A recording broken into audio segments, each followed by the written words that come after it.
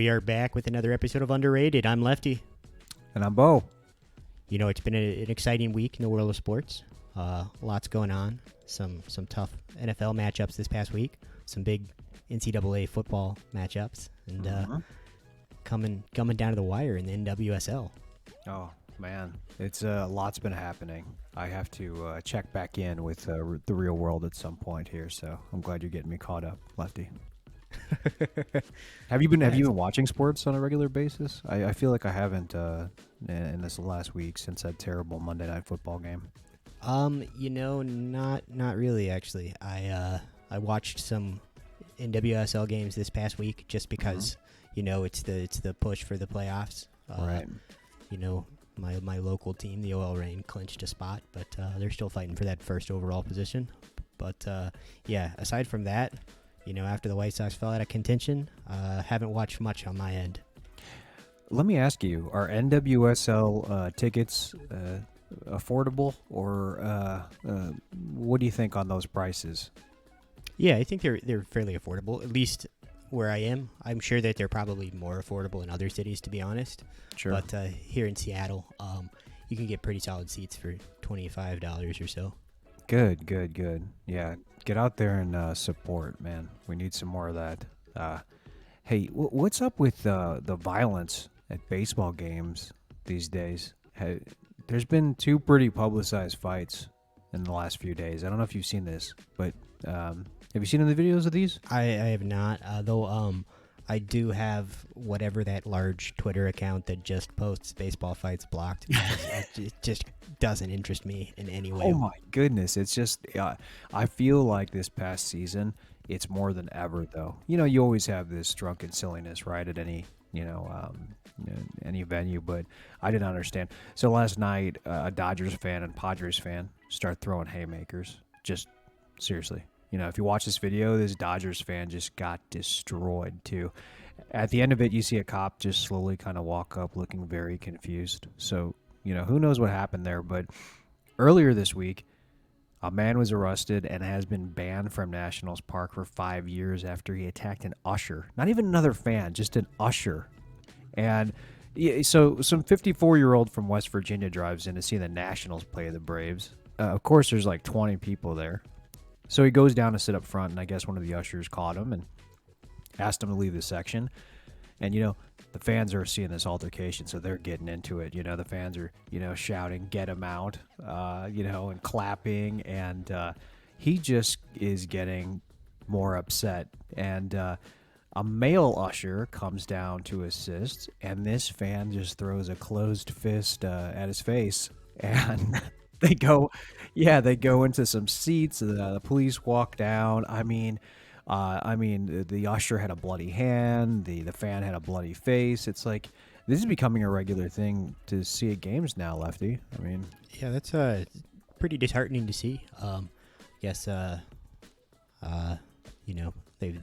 a lot of people have transferred from fighting on airplanes to fighting at baseball games. Apparently, that's what it is.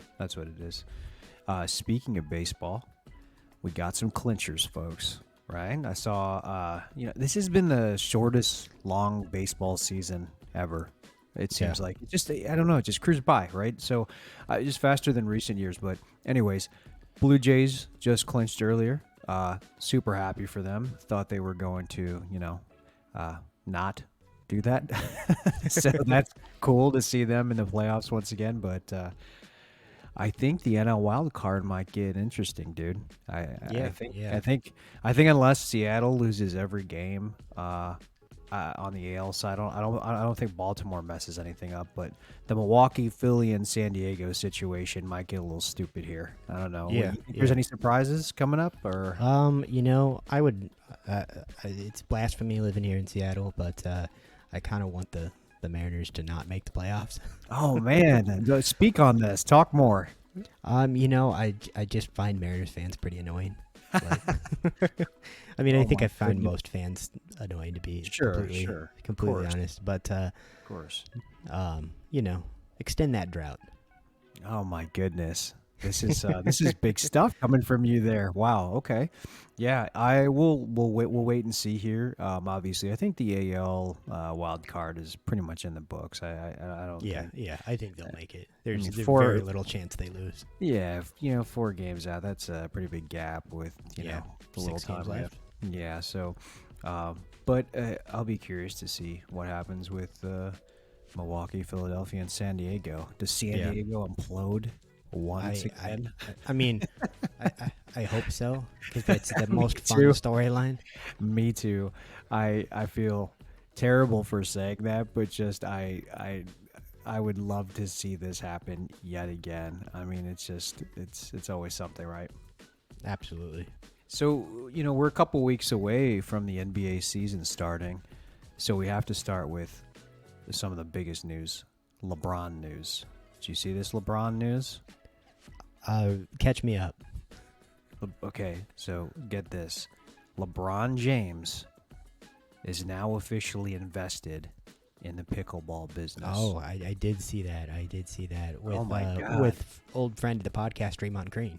I was going to say underrated cover boy, Draymond Green. And Kevin Love, he's purchased a team in the MLP. Apparently, this is instrumental for the league, which... Let's talk about the real story here. What the hell is the MLP? Yeah, I obviously don't have the financial backing or acumen of King James, but I do have to say I don't imagine anybody watching pickleball. I think that's a sport that definitely intrigues an older subset of people, lower impact tennis. So I think that it's, there are lots of 40 and 50-year-olds playing it. I know. Nobody's watching pickleball. I just thought I didn't know this existed. And I thought, why would this be of interest to anyone? And I thought this was unacceptable to do outside of your local park. But isn't this like, people who can't play tennis and perform at that level anymore just immediately play pickleball? I'm actually not all that familiar with this sport. I enjoy playing tennis. Good for you. I can't say that I've ever experimented in the pickleball. Yeah, I've watched it quite a bit. I've been asked to play multiple times, but I've had other things to do, Like watch TV cut the land, grass. cut the grass, or, sleep. Yeah, power wash your house. Really anything that isn't that. So, I mean, it's one of those things. To me, it kind of falls in the realm of like CrossFit.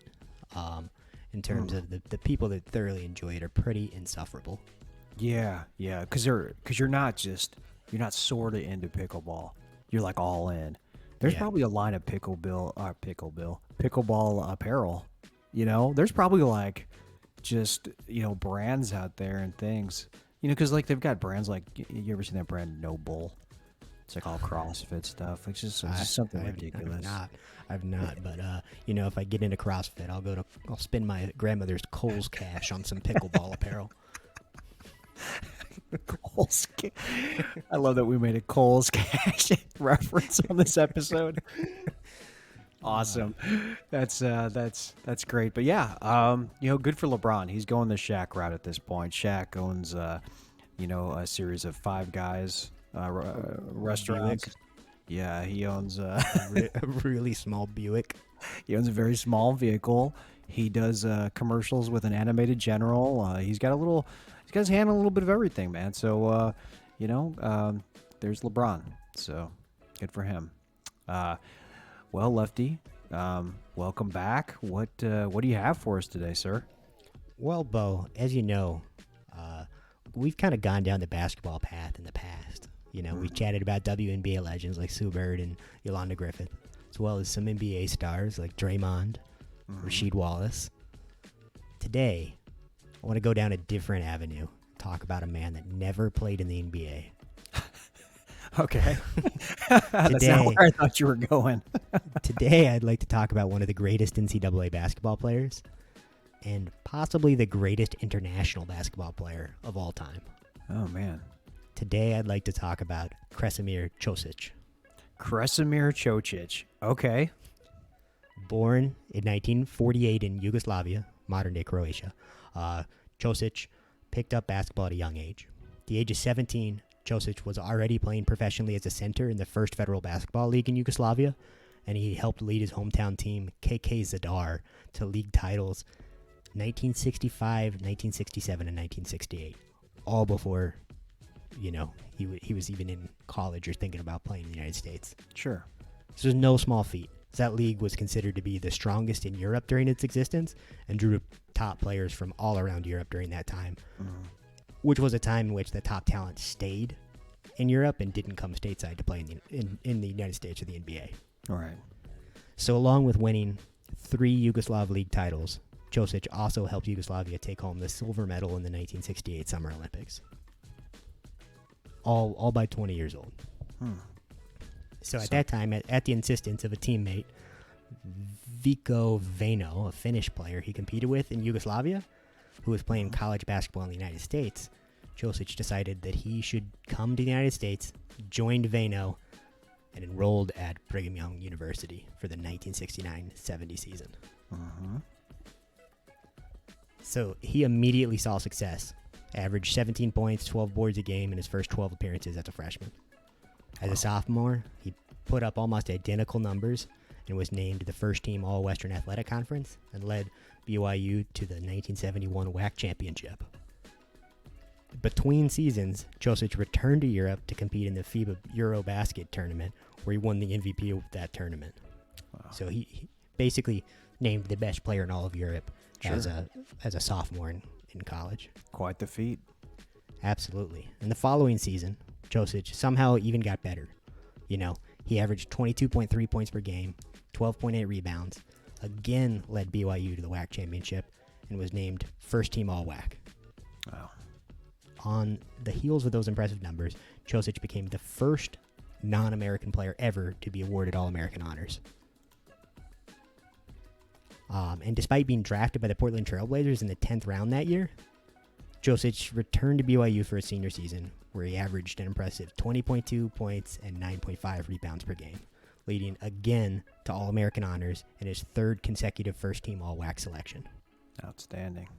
Throughout his college career, Cosic was also named to 3 FIBA All-Star teams, the highest annual honor for European players at the time, while also winning the FIBA World Cup gold medal.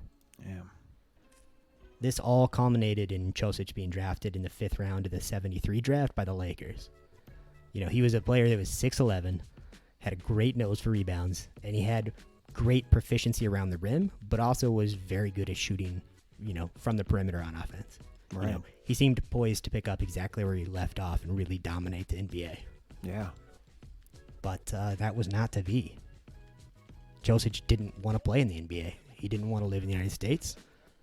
And he returned to his native Yugoslavia and rejoined his hometown team of KK Zadar. Oh, wow. Wow. Yeah, so and after 3 seasons and 2 more titles with Zadar, he moved on to both play and coach for ASK Olympia from 1976 to 1978. Keep in mind, he's not even 30 years old, and he's already a player coach for one of the top European teams. Right. Unbelievable. And while that didn't exactly pan out immediately, he did go back to just playing.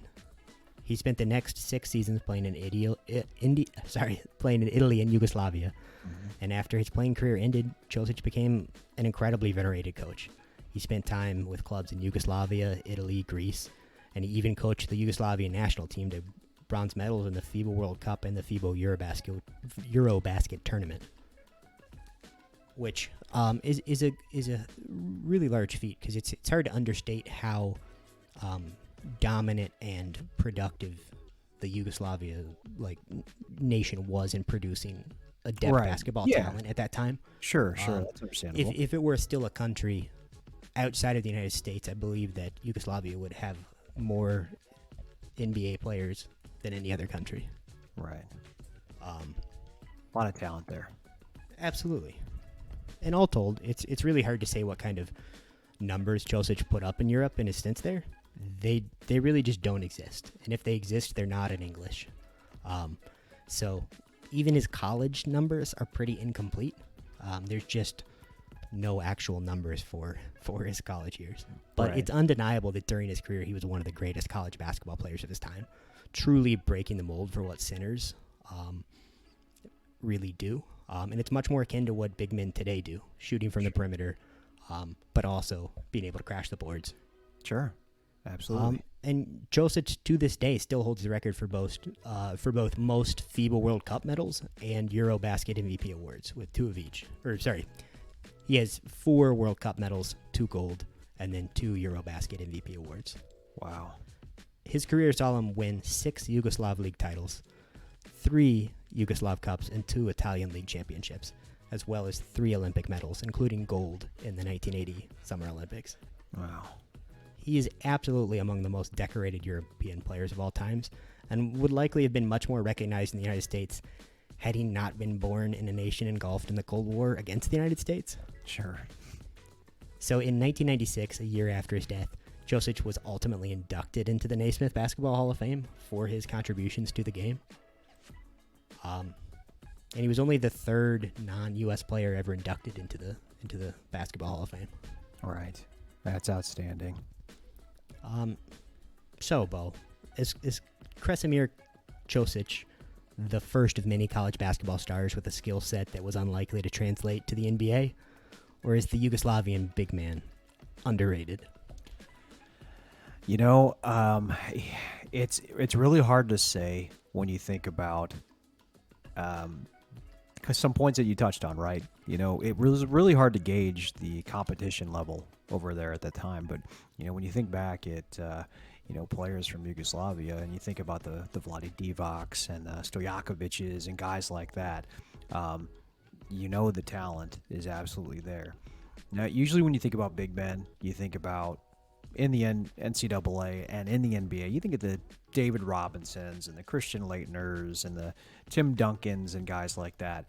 But I think with Cosic, what was different is you had a 6'11" center who could play like a point guard, right? You know, he apparently had this great hook shot and turnaround jumper, and he just surely loved the game. Obviously, that was proven by not wanting to go to the NBA, to really just play for a national team where he probably earned what you could make doing construction here in the U.S., honestly, right? Yeah. So it is really hard to say what his career could have ended up like, but what I believe makes him underrated and a little bit overlooked is, all these accomplishments we talk about, especially in, we're going off of his NCAA career, right? Leading BYU in scoring, per game, the rebounds per game. I mean, these are crazy, crazy, crazy statistics. But, aside from that, European championships, Yugoslavian Cup championships, and, being a champion anywhere multiple times is hard enough to do no matter what level you're playing at. I do believe that his talent could have translated in some way over to the NBA, and I do believe if he would have, taken them on their offers, he would have had a successful career. And I think for that in itself, he's underrated, right? He's just a name that has sort of been forgotten, but should be more talked about. Agreed. Yeah, absolutely. And just imagine if he had signed with the Lakers. That was a team that finished first in the NBA Pacific Division that year. Had Wilt Chamberlain at center, a player that definitely could have taught him quite a bit. Absolutely. And definitely helped develop his game. But one thing I didn't touch on, but it's hard to understate, the impact he had on international players in the U.S. coming to the U.S. to play college basketball. It's kind of just a given now that if a player wants to develop their game, they typically come to the U.S. and play college ball. Right. But that really was not a thing at the time, as evidenced by the fact that he was the first international All-American. Right. And interestingly enough, in his senior season, he was named to that as a European All-Star and played in a tournament in which the European All-Stars played against a U.S. team in 4 different cities across Europe. Sure. And they beat the U.S. in 4 different games in 4 different cities in that All-Star festival. Right. And I could not find the rosters for that U.S. team, but I would have to assume that it was a lot of great players. I Sure. mean, typically, Stacked, even at that time, the U.S. fielded, pretty solid international teams. I mean, Right. famously, that was the year that they're still complaining about losing that gold medal in the Absolutely. Olympics. Absolutely. But what I would assume is a similar team lost all 4 games to a team led by Cosic. Yeah, definitely. And I mean, if you really look at the numbers, the statistics, and that time, I mean, you have to assume in college basketball that he was one of the first great international players to play college basketball. Oh, in the absolutely. US. Absolutely. So, that says a lot about the quality of his talent. And, obviously, BYU retired his number, quite a few years ago, out of, due respect. But, that's a lasting, effect that he's left, behind him. Again, an interesting choice to not live in the U.S. and not play in the U.S., stuck by his values and what he felt. And I think, for some folks, there's too many politics involved with the game, right? There is a lot that happens. And, it's the competition is what's more important. Yeah. And it's interesting to think about, he might be a player that really could have taken off, in another decade. Also with the 3-point line, Sure. his entire career wasn't even introduced in FIBA until he was done playing in '84. So basically, his entire career there was no 3-point line. Right. And people rave about his proficiency in deep shooting. So his game could have been completely different. Absolutely. And I think at the NBA level, they would have found a way to showcase all of his skill set. Absolutely. And I think, you see a guy in the game now like Luka Doncic, and you think of a player that, has the same talents as Cosic did and the versatility, and look what's happening. Look what kind of player he is, following those same footsteps, a versatile player that can shoot from anywhere on the court and, can move. And, the Dallas Mavericks have been able to showcase that. So it's awesome. Yeah. And he was a pretty similar size to a player like, say, Kevin Durant. So Absolutely. If you think about what he could have done, he's so far ahead of his time in just terms of skill set and, play style. So it is kind of, another one of those what ifs of sports. But at the same time, he did have a incredibly productive career. And I would say probably did everything that he wanted to do and more, playing and coaching in Yugoslavia and Greece. Absolutely. And, also a deputy ambassador for Croatia to the United States. Passed away a young man, but, great career with, without having to go to the NBA. Still a great career. Yeah, absolutely. So I guess we both agree.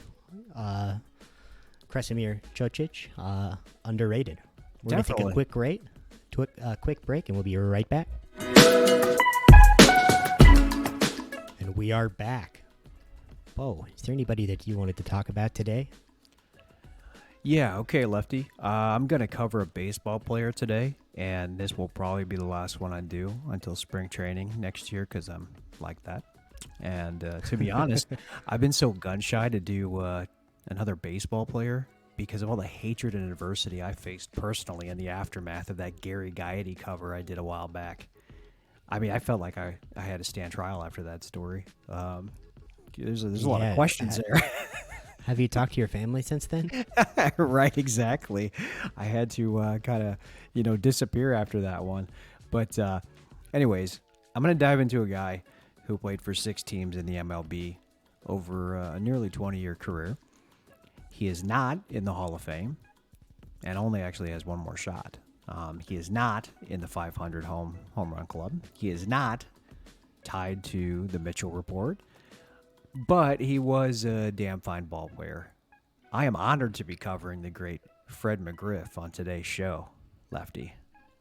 Crime Dog. I was going to say, don't call him the crime dog in your Chris Berman voice, or we'll shut this episode down and I'll just talk about Whoopi Goldberg movies.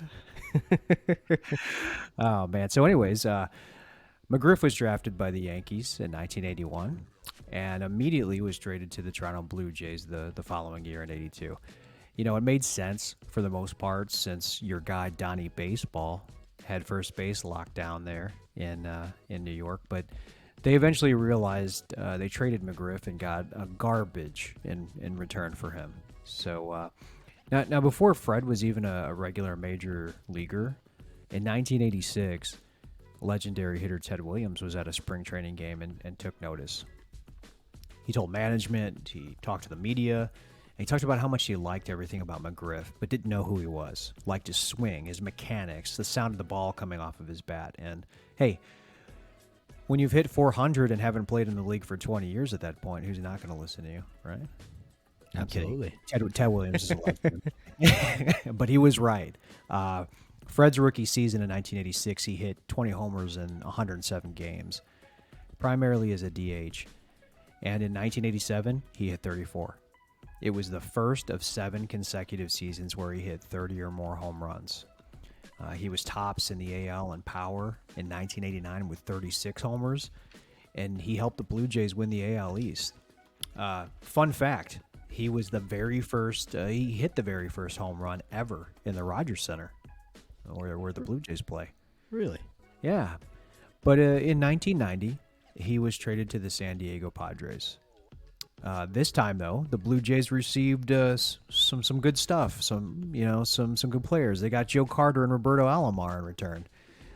Those were 2 integral players that helped them win back-to-back World Series in 92 and 93. So while that was happening in Toronto, though, McGriff went unfazed.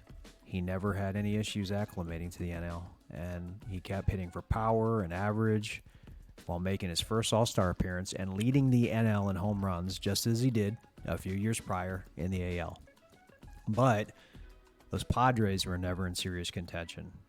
So in 93, they needed to unload contracts, and they traded him to the Braves. Immediately, he had an impact. He helped the Braves take the NL West title. NL West. You believe that they were playing in the same division as the Giants at that time. And he hit a career-high 37 home runs without skipping a beat.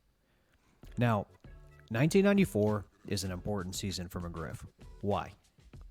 Because it was a strike-shortened season.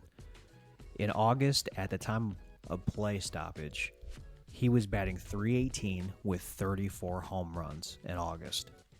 So he was on the verge of having a monster season. But that wasn't in the cards. What was in the cards was 1995. And that saw him continue to produce as one of the most consistent cleanup hitters in the game and his one and only World Series championship ring. So the following season, the Braves returned to the World Series but lost. Fred then signs with the Tampa Bay Rays, his hometown team, has a down season for, McGriff standards with under 20 home runs. So most everyone firmly believes that his career was in decline. But he returns to form quickly with the Rays. With the Rays and the Cubs, actually. And at ages 35 through 38, McGriff hit 32, 27, 31, and 30 home runs, while always hitting above 270 and sometimes 300. He had a short stint with the Dodgers and then returned again to Tampa, where he officially retired in 2005. So, let's talk about career stats. 5-time All-Star, 3-time Silver Slugger, World Series champ, career WAR of nearly 57 according to Fangraphs. Never had a season with negative WAR other than his rookie season, where he played 107 games, and the year he retired. He is one of only 2 players to hit at least 30 home runs for 5 different teams. one of less than 20 players to ever record a 280 batting average, 375 on base percentage, and 500 slugging percentage, along with at least 490 home runs.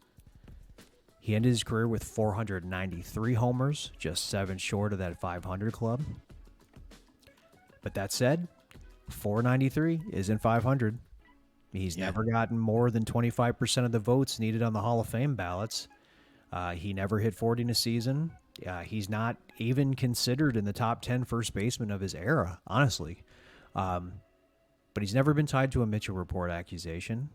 Maybe some assumptions, right? But is Fred McGriff a victim of a strike-shortened 94 season? If he hits 500, is he in the Hall of Fame, or is he a steroid-era casualty? What is he? Is he underrated, Lefty? You know, I think that he's definitely underrated. Not by a lot, but a little bit. He reminds me a lot of a David Ortiz type. I think their career wars are pretty similar. Career numbers are pretty similar. And I also think that David Ortiz is overrated. Definitely.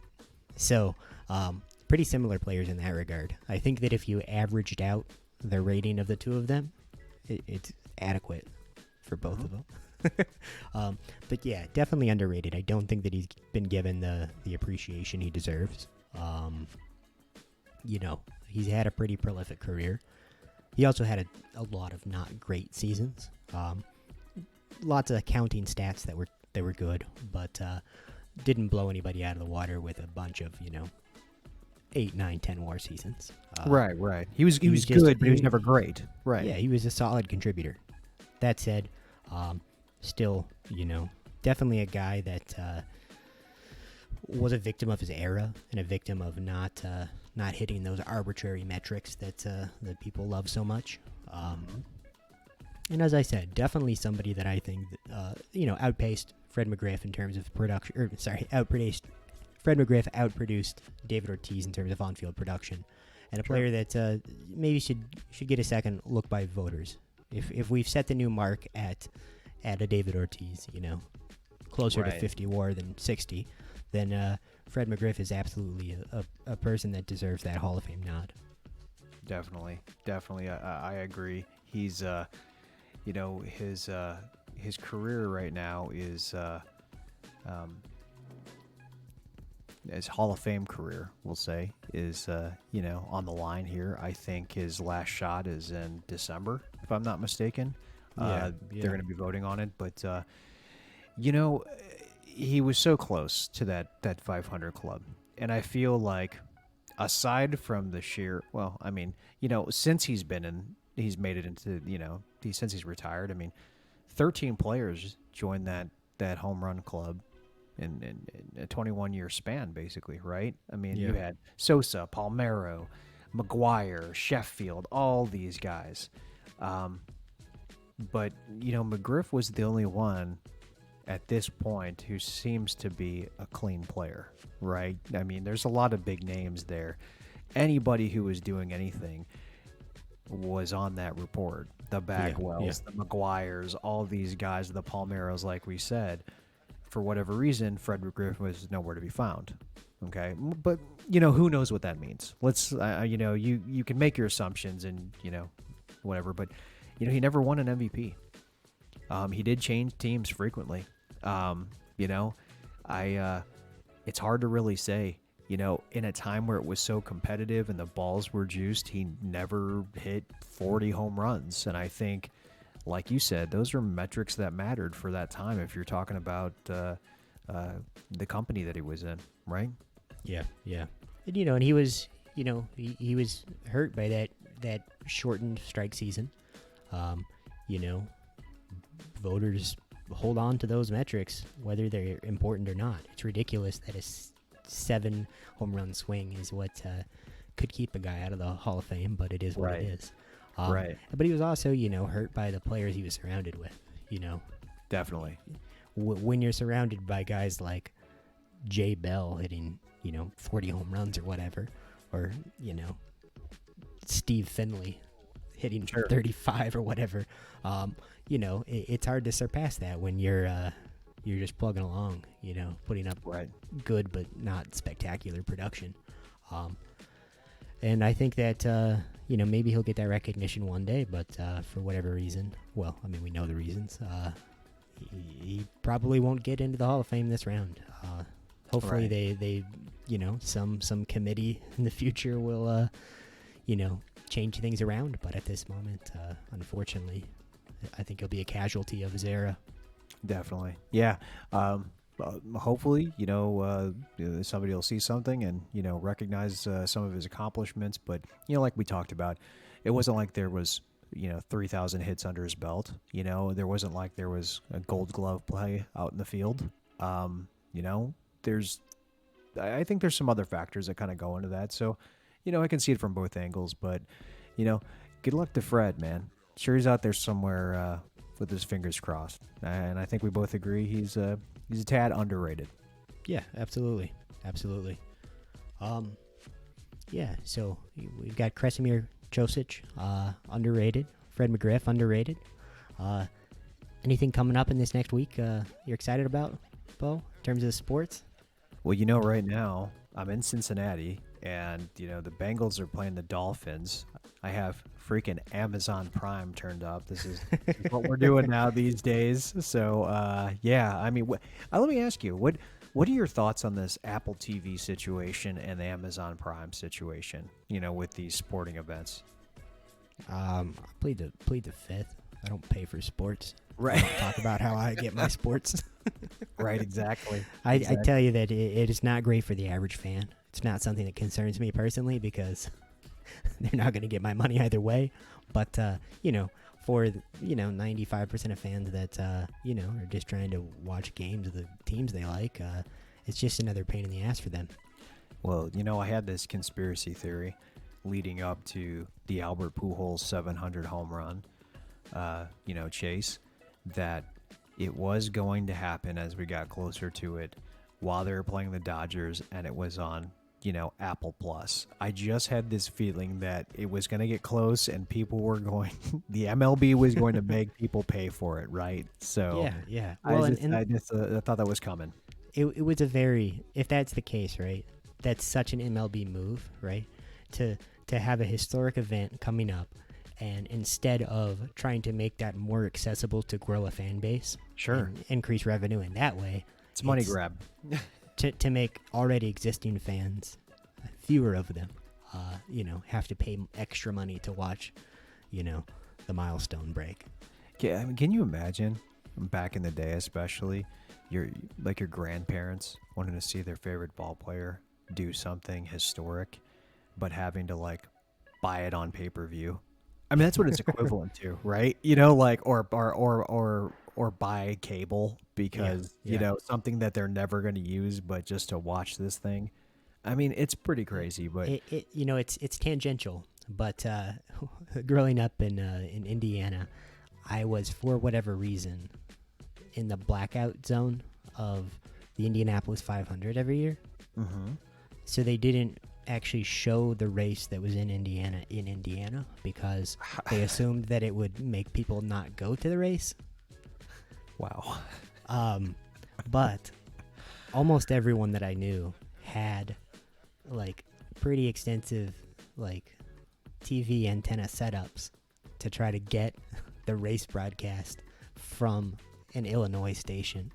And they would just use those once a year just to watch the Indianapolis 500.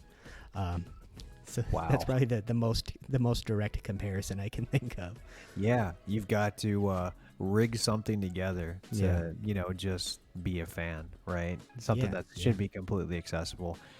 There's quite obviously we have a big NFL weekend coming up, but I'm telling you, if you're connected to the Cleveland Browns in any way, something is going to happen to you, and something is going to come out. There's always something. Have you seen this Myles Garrett story?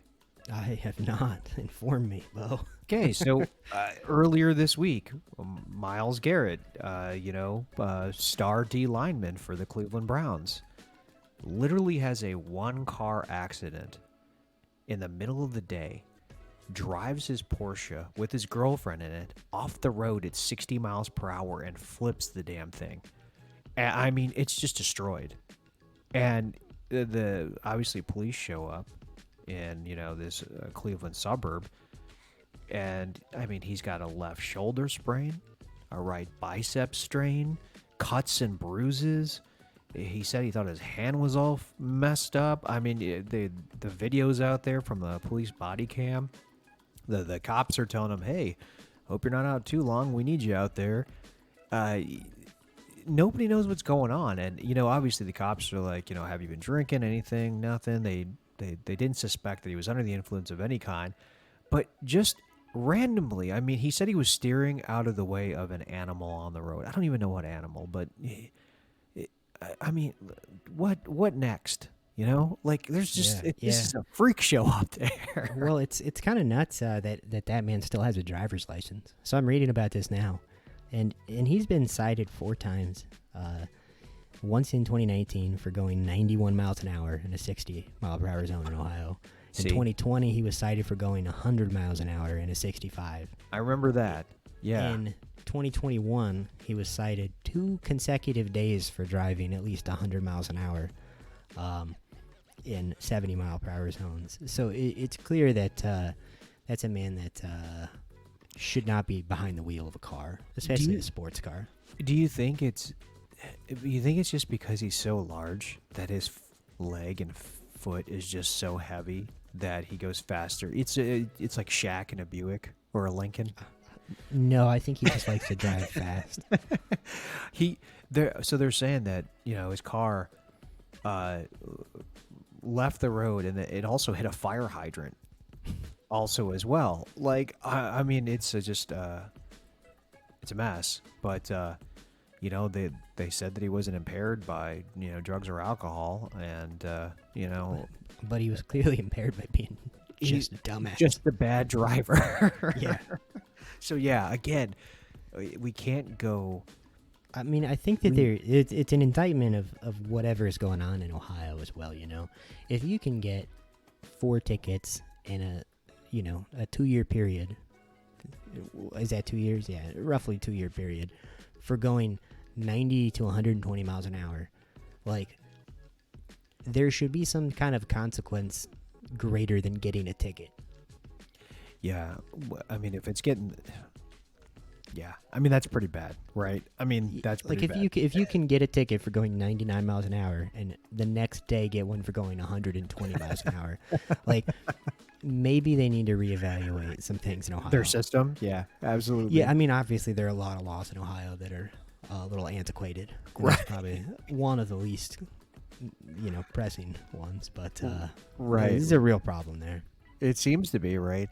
Man, on a more serious level, Hurricane Ian is just destroying everything in its path. I think I don't know if you saw this or not, but the storm surge was so intense in Tampa that I mean it emptied out the bay. Like that's how serious this damn thing is. Orlando's saying there's catastrophic, historic flooding, and probably the most catastrophic natural disaster damage in the history of the state. As I was watching before we started recording, the beginning of the podcast here, the start of this Bengals and Dolphins game, began. And, of course, the commentators are Al Michaels and whoever that other idiot is. And Al Michaels is like, yeah, the owner of the Buccaneers have already, they vowed to donate $1 million. And Tom Brady is donating money. Obviously, he's a Tampa resident. And the other commentator says, yeah, sweet Tom Brady. Always willing to give. Always willing to give. Because, we got to pay respects to the great Tom Brady during this time of, natural disaster. But, man, it is freaking intense down there. And, I mean, every year they're going through something. But this is a serious one. It went down to like a Category 1. Made a right turn and then went back up, and it's turning into a Category 5. I think it's just crazy. It's a mess down there, man. Yeah, absolutely. On whatever platform you view this, we'll put a link to some on the ground nonprofits in the area that you could donate Absolutely. to. Absolutely. So you can check that out on our socials, Twitter, TikTok, YouTube, and then in the description of wherever you're listening to this podcast, if you'd like to help with relief efforts following Hurricane Ian. Yeah, there's a lot of sporting events happening there that are being relocated and maybe even canceled and whatnot. So that'll be interesting to see. I know the Chiefs and Buccaneers are still planning to play this weekend, so I think they're moving forward. But good luck to the folks down there. Yeah. I mean, I guess they do have that big boat by the field. That's true. In Tampa, the pirate ship. That's the locker room. that's the poop deck to hang out on. But yeah, that's what a fucking stupid thing. Sorry. Oh man. But what else is going on out there in the world, man? Well, it's the last week of the regular season in the NWSL. That's right. You know me, right. big OL Reign fan.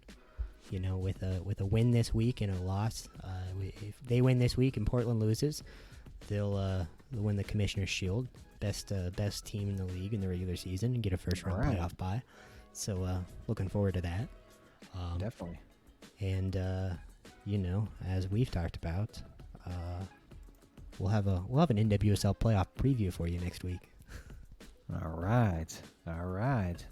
Yeah, I saw that. There's a headline. So the Arsenal's Gabriel Jesus was talking about leaving Man City, and the headline was just Jesus' feelings on leaving the city. So obviously I clicked on it because I wanted to know how the Lord felt, but it was just about Gabriel Jesus. So, looking forward to watching some. We got the Premier League back this weekend. I know, right? After a couple weeks of, the international break, many games being canceled because I can't remember why, but I guess some old woman died or something. Something like that. Yeah, we've got some Premier League games happening this weekend, which will be exciting. Yeah, your Brentford lads got Bournemouth. Yeah, they should be able to take care of business there, get back on track. There you go. Yeah, I know we've got Liverpool and Brighton, Southampton and Everton, whatever that's going to turn out to be. West Ham and Wolverhampton. Some good games there on Saturday, and then on Sunday we've got the Manchesters taking each other on. The Manchesters. Manchester Derby. That's Manchester Derb. And Leeds and Aston Villa. So going to be an eventful weekend for sure. Might be a few surprises there. I think we're going to see some crazy stuff, honestly. Too many lopsided matchups, and I feel like when that happens, the things start to get really whacked out. Yeah.